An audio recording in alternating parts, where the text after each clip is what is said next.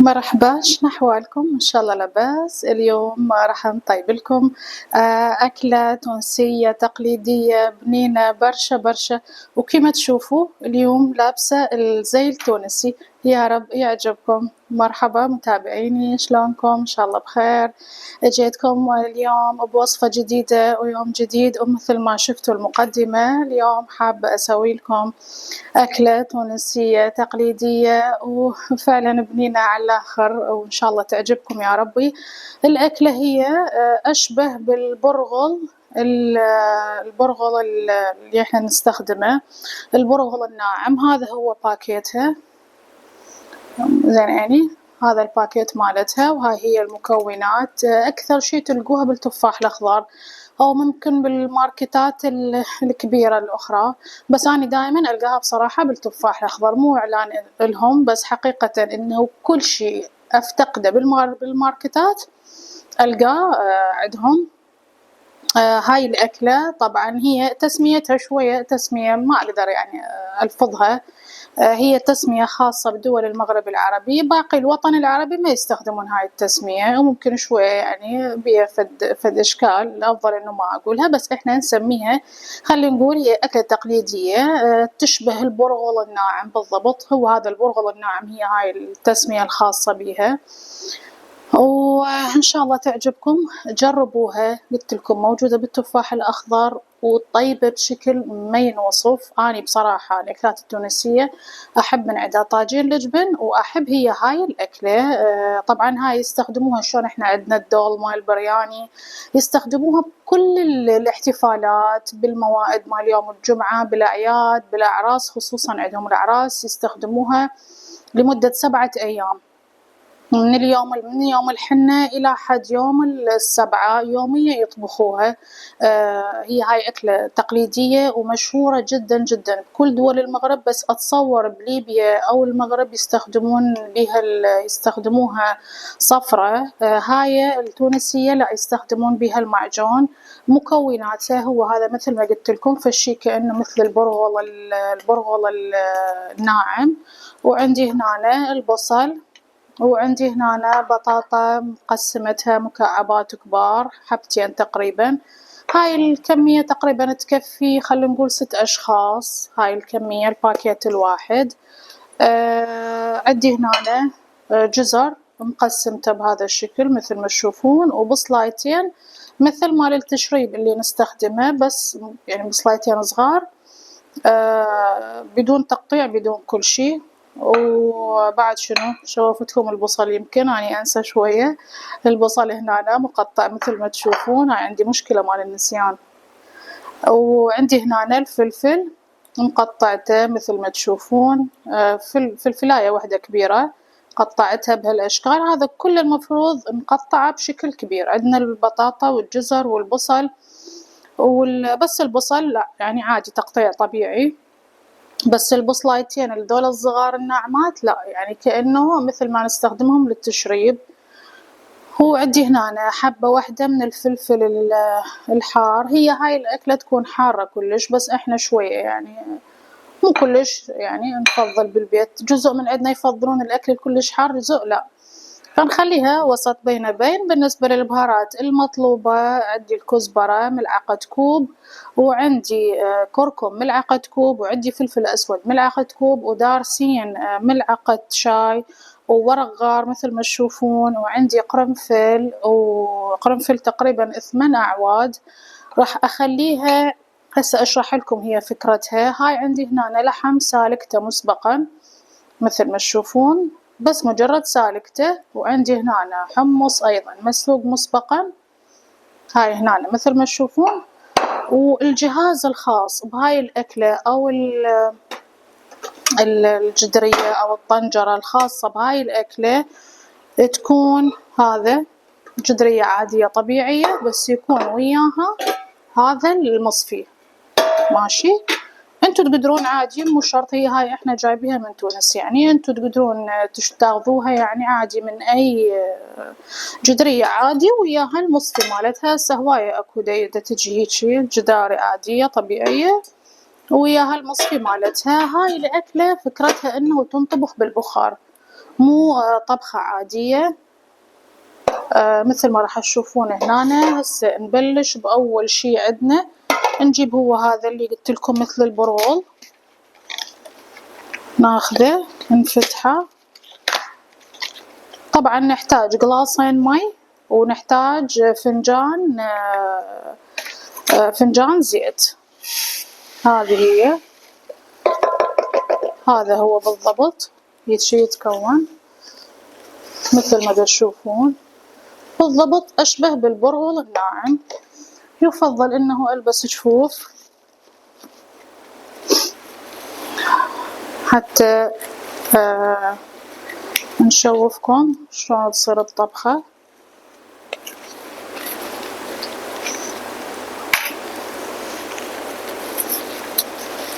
بس أنصحكم عن جد تجربوها، يعني أكلة رهيبة، أنا كلش أحبها. وهي قلتلكم يعني بدول المغرب العربي هي أكلة تقليدية من الطراز الأول. يعني هسه عندنا نرجع للطبخة هذه اللي مثل البرغل مالتنا، نجي نضيف له فنجان زيت مثل ما تشوفون، ونحاول عادي نحاول مثل ما تشوفون نوزع كل الزيت عليه. فكرتها قلت لكم هذه بالبخار تنطبخ حصرا. هسه نجي نضيف المي هذا المقدار بالضبط، قلاص واحد وقلاصين، ونحاول قدر الإمكان نظل شلون عندنا البرغل احنا من مرات نخلي له المي على مود حتى يتشرب مي، هاي همينة نفس الفكرة، ونظل نفركت بيها الى ان نتأكد انه شرب كل المي اللي حطينا له اياه. مثل ما تشوفون بدأ تقريبا يتشرب المي.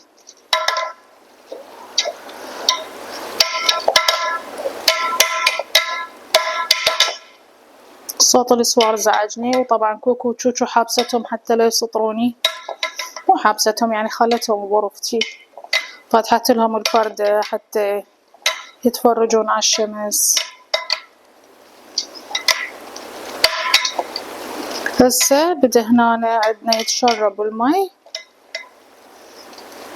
بس اريد اتأكد اكثر انه تشرب المي كليته.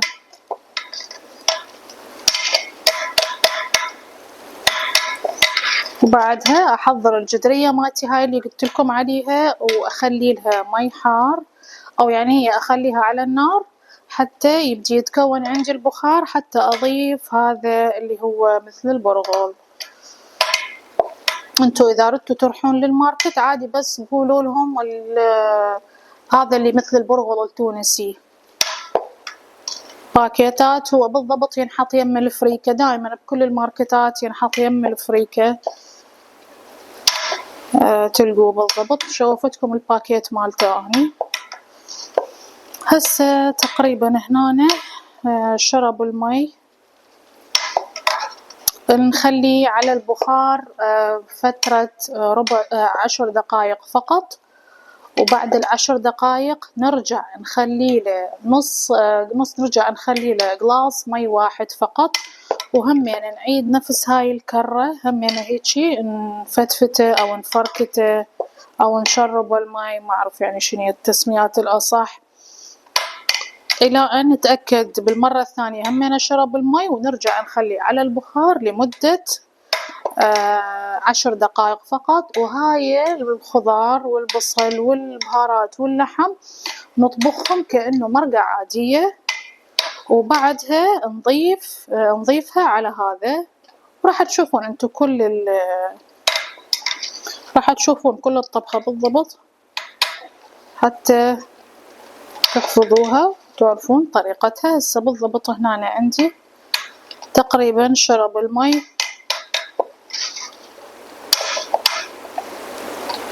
وتابعوا وياي كل خطوات الطبخة ويا رب تعجبكم. عندي هنا الحمص دا احضره اسلقه، وهنا اللحم حتى هم يعني بس اسلقه واحضره بس حتى يعني للسرعة حتى يلحق بسرعة.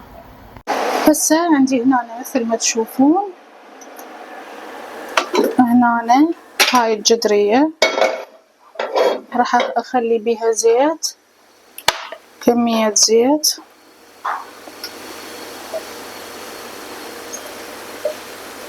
زيت شوية زينة يعني هذي، أو شوية نخلي بعد شي قليل.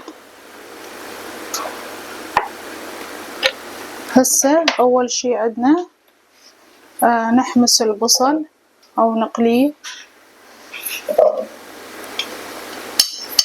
وهنا عندي خليت الجدر وخليت بيه مي مثل ما تشوفون، وخليت بيه 4 أعواد من القرنفل.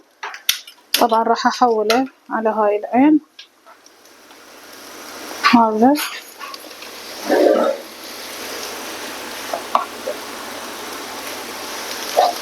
ليش هاي الطرق المتخلفة هذي. خليه على نار هادئة لمدة 10 دقائق ضبط. هذا هو، والمي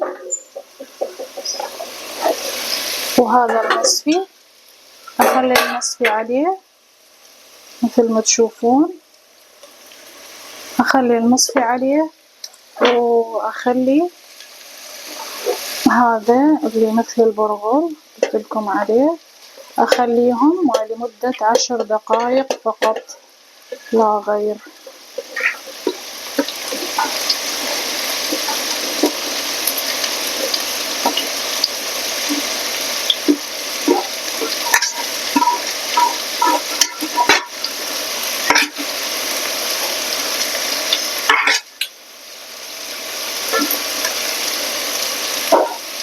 بعد ما اتأكد من ال10 دقائق وراها ارد اضيف له اشيله، ونفس العملية اعيدها واضيف له المي مرة ثانية حتى تشوفون. راح اخليها من احولها من على النار الثانية، اليوم راح نظل نحول بيه خطية.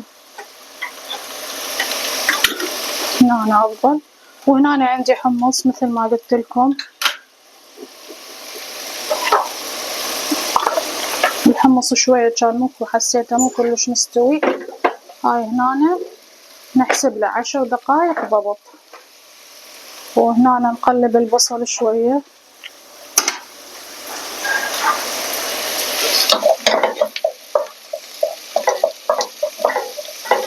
ننتظره لما يحمس ونرجع لكم. هاي عندي هنا متابعيني بعد ما حطينا البصل حمسناه حمسة زينة. هسه نجي نضيف البطاطا ايضا نحمسها وياهم، وبعدها نضيف الجزر، والافضل انه نضيفه هسه للجزر حتى ينحمسون سوا. هسه نضيف الجزر، وطبعا ضفت سنين ثوم همينة حتى اخاف انسى، ضفت سنين ثوم مثل ما تشوفون. هسه راح اخليه على نار ناصية حتى ينحمسون على راحتهم. وهسه راح اجيب الجزر همينة وتشوفون. هسه عندي هذا الجزر وهذا الفلفل، راح اضيف الفلفل وانتظرهم شوية ينحمسون حمسة خفيفة، واضيف لهم الجزر.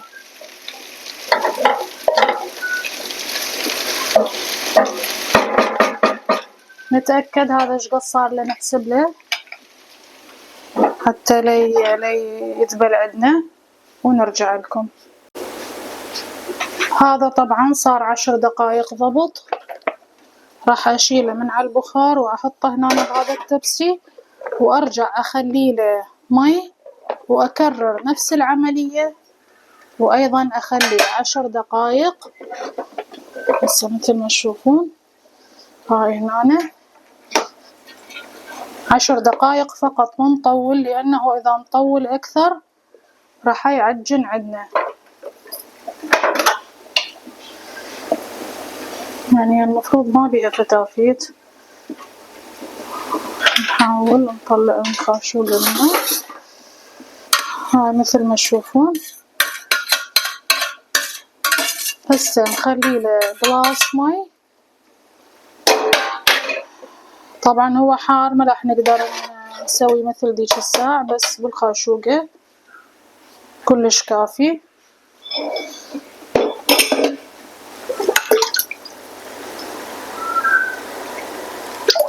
هذا عندي جلاس مي واحد،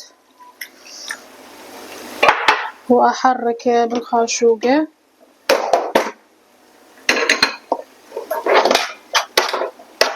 مثل ما تشوفون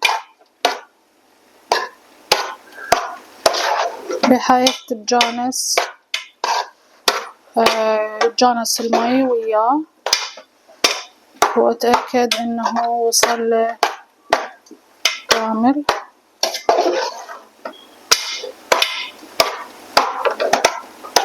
هسه تقريبا نسوي هاي الحركة حتى نتأكد إنه وصل للكل.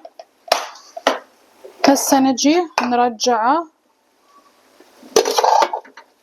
هاي هنا نرجعه 10 دقايق فقط لا غير. نحسب له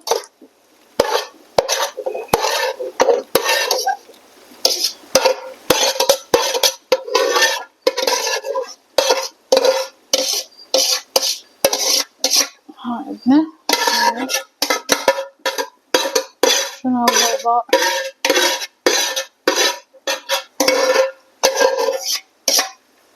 هسه نغطيه وننتظره 10 دقايق ونشيله ونكمل عندنا المرقة مالتنا. مثل ما تشوفون هاي عندنا البطاطا والفلفل.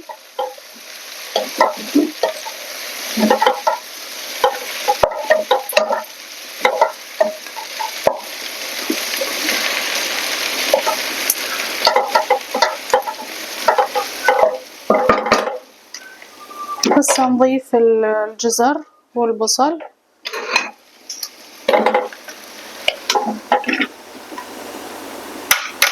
حتى تقريبا ينحمسون سوا.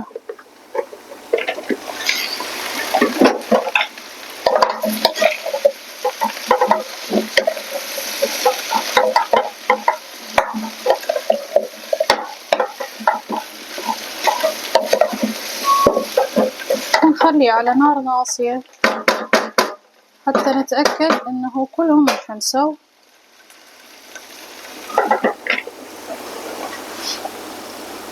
انسى شي ونرجع لكم.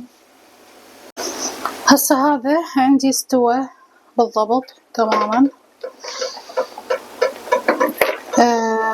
هسه نجي نفرغه ونخليه بالفرن لما نكمل هاي الطبخة، وراح تشوفون الخطوات.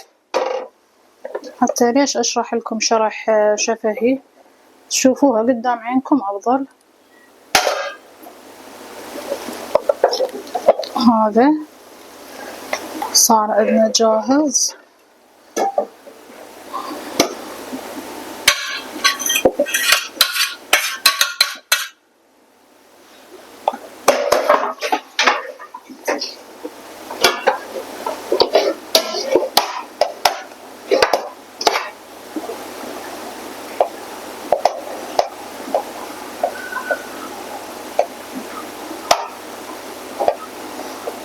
أحاول أقبضه حتى يظل محتفظ بالبخار مالته.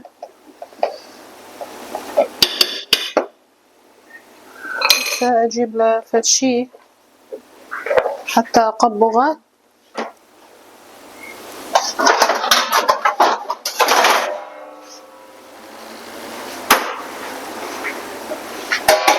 تقريبا هذا راح أخليه بالفرن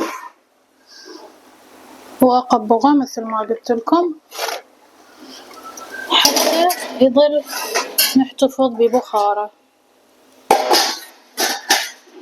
ونجي هنا نضيف المعجون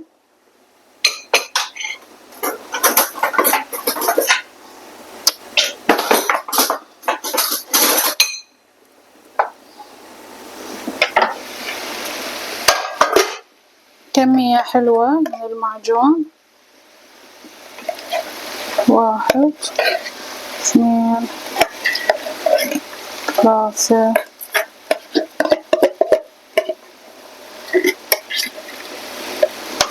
4 ونضيف 5.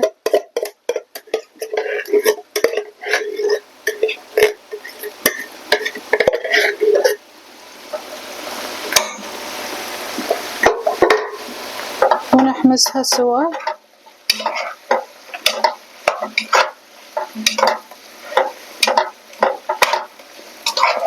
نحمسهم زين مثل ما تشوفون، ونضيف لهم البهارات ونضيف لهم اللحم ونطبخهم. هسه نخليهم شوية ياخذون حمسة ونرد نحط البهارات. هسه هاي هنا الطبخة مالتنا مثل ما تشوفون. هسه نخلي عليها البهارات، هذه البهارات، وشوية نقلبها.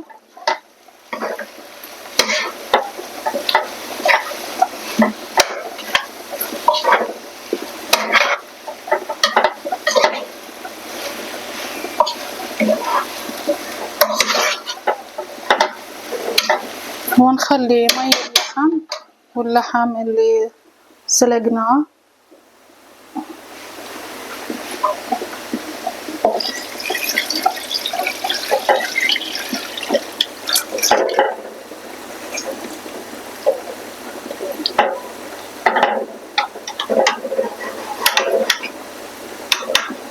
ما ادري ليش دا اتخيل الجدرية مالتي صغيرة بس ما اعرف.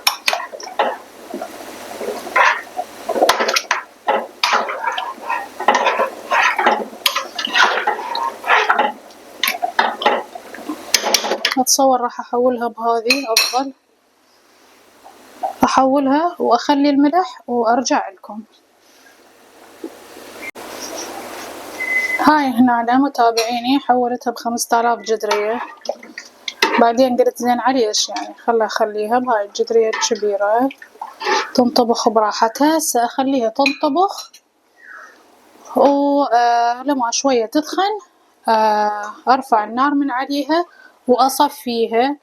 المي اللي راح اصفيه راح اخليه لهذا مثل البرغل. وتابعوني.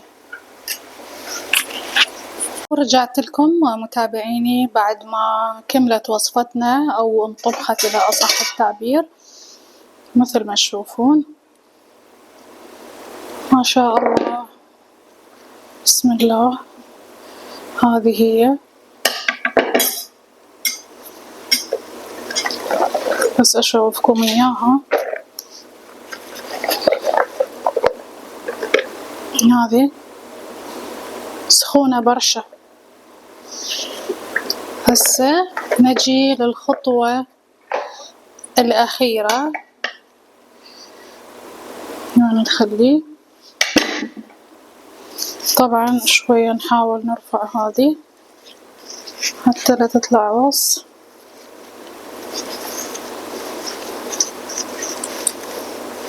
الخطوة هي نصفي هاي المرقة اللي طبخناها، مرقة الخضار واللحم، نصفيها تماما ونخبطها وين؟ نخبطها ويا هذا مثل البرغل التونسي. ما يصير اي ذر اي شوائب، يعني اي بقايا مثلا مال بصل مال مدري شنو اي شي ماكو، يعني تكون مرقة صافية فقط. فهسه نجي نصفيها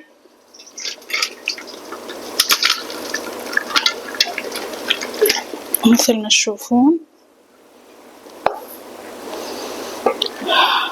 هاي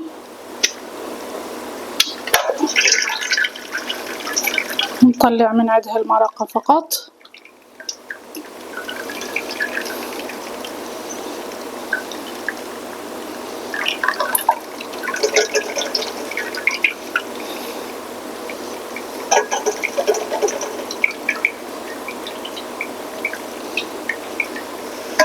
هاي عندنا نعناع نخليها توشر على راحتها، ونجي ناخذ هذا اللي مثل البرغل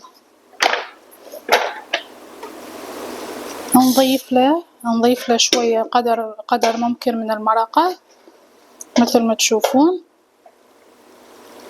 لا هواية حتى لا يعجن عندنا، ونجي نخبطها.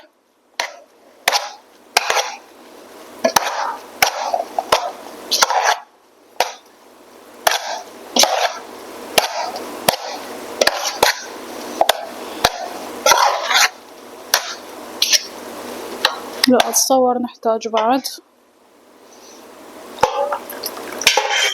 هذا كافي.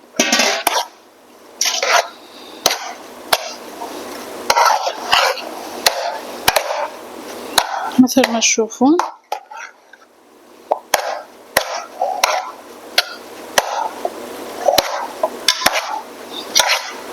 طبعا قلت لكم هي هاي الأكلة تكون سبايسي حارة كلش، وهي حسب الرغبة طبعا.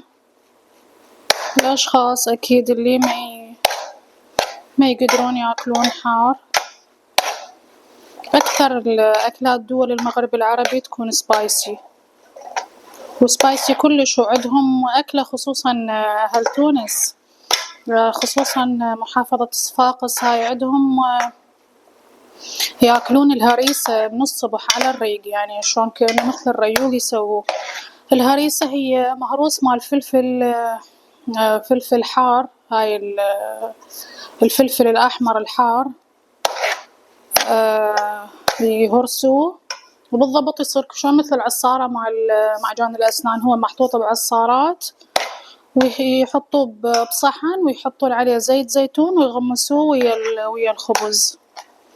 يعني هاي عندهم هاي لازم ريوق من الصبح، فعندهم الأكل الحار فشي مقدس. يعني أتصور كافي، أو نضيف شوية كلش، ما أريد أخليه يعجن. كافي، هذا كلش كافي.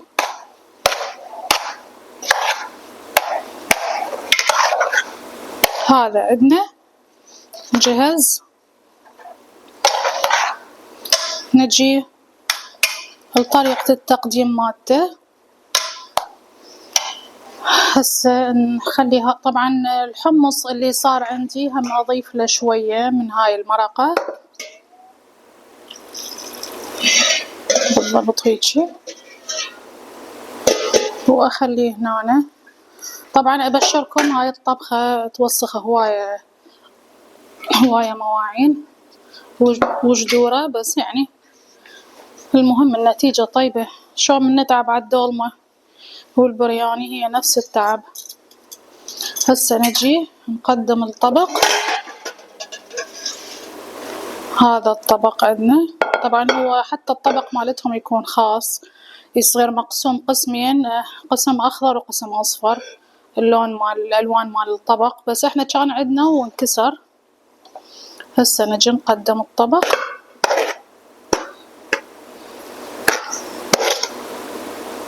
طبعا يسووه على شكل هرمي، يعني شلون كأنه هرم، ويوزعون عليه الخضار. هاي أنا خليت على صفحة لأن عندنا بالبيت ما يحبون اللحم.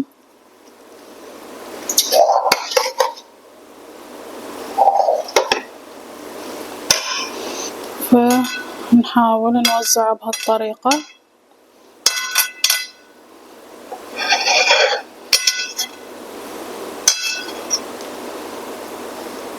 مثل ما قلت لكم بشكل هرمي تقريبا،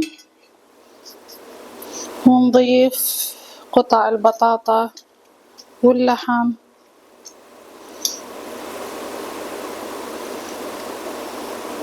بهاي الطريقة.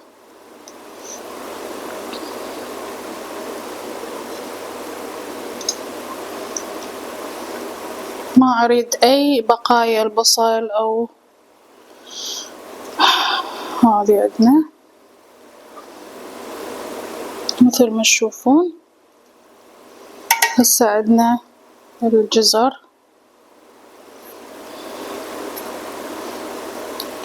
حار.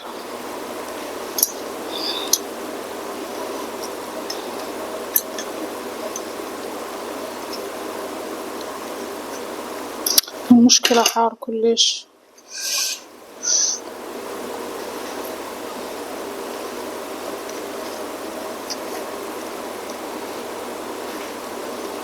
وقطع اللحم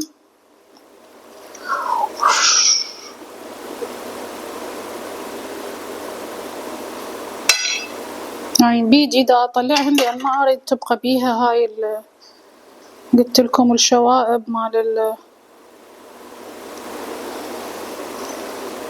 مال البصل مثل ما تشوفون. هاي عندي هنا هاي القطعة.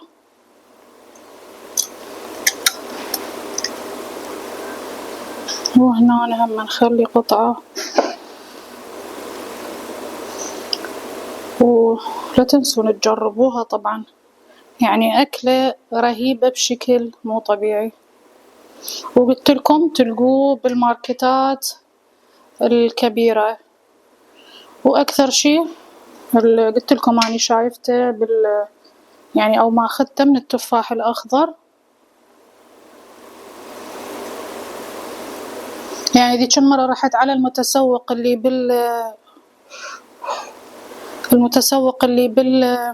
وين هذا صاير يم مجمع النخيل، مو اسمه مسواق عفوا مو متسوق، ما لقيت من عنده. وين نخلي هسه؟ نخلي هنا هم نحاول نوزعها بطريقة حلوة.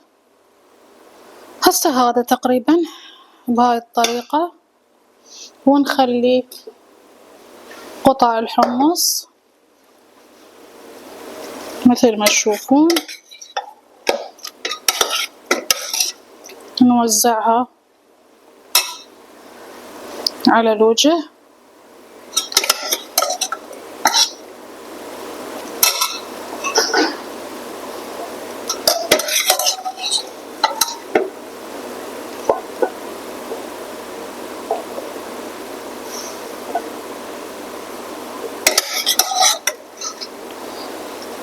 هذا هو.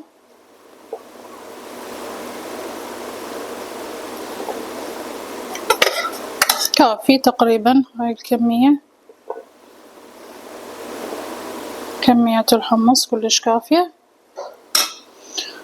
وهنشيل هاي الجفوف وهاي الهوسة اليمنى.